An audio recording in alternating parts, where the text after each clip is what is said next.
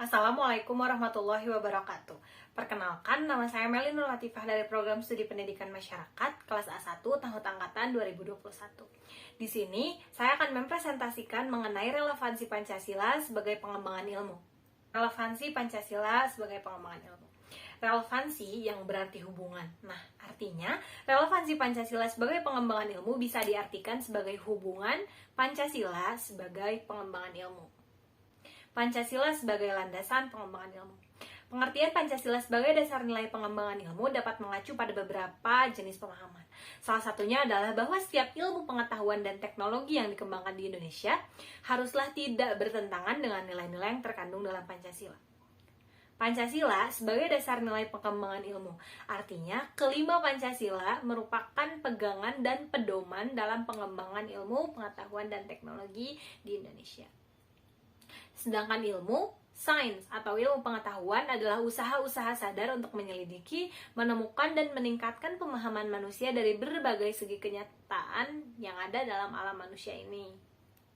Hubungan Pancasila dengan ilmu. Apa sih hubungannya?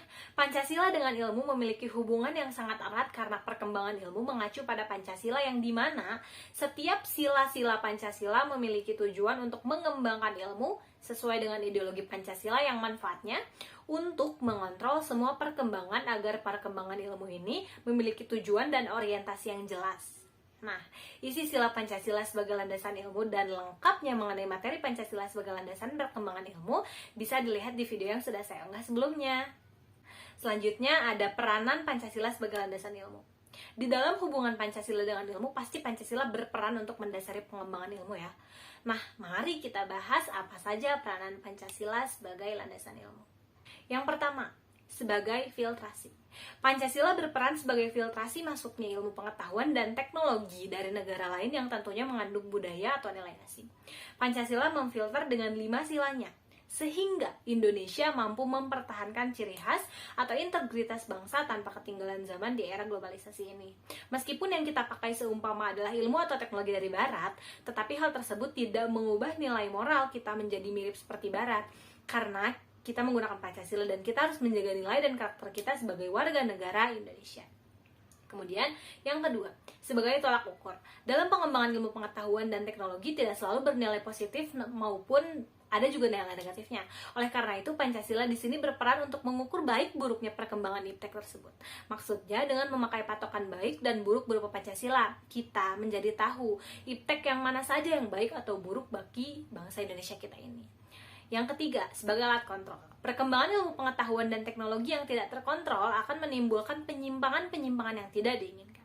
Dengan adanya nilai-nilai Pancasila dalam perkembangan iptek ini, dapat mengontrol dan memberi arahan kemanakah akan berkembang. Selanjutnya ada tantangan Pancasila dalam pengembangan ilmu pengetahuan dan teknologi atau iptek. Dalam pengembangan iptek, berdasarkan nilai-nilai Pancasila tentunya mendapat tantangan yang tidak ringan. Apalagi sekarang terjadi arus globalisasi yang sangat-sangat pesat. Berbagai budaya, pengetahuan, dan teknologi dapat tersebar luas dengan sangat cepat. Tantangan Pancasila sebagai dasar nilai pengembangan ilmu pengetahuan ini terdapat pada hal yang berikut ini.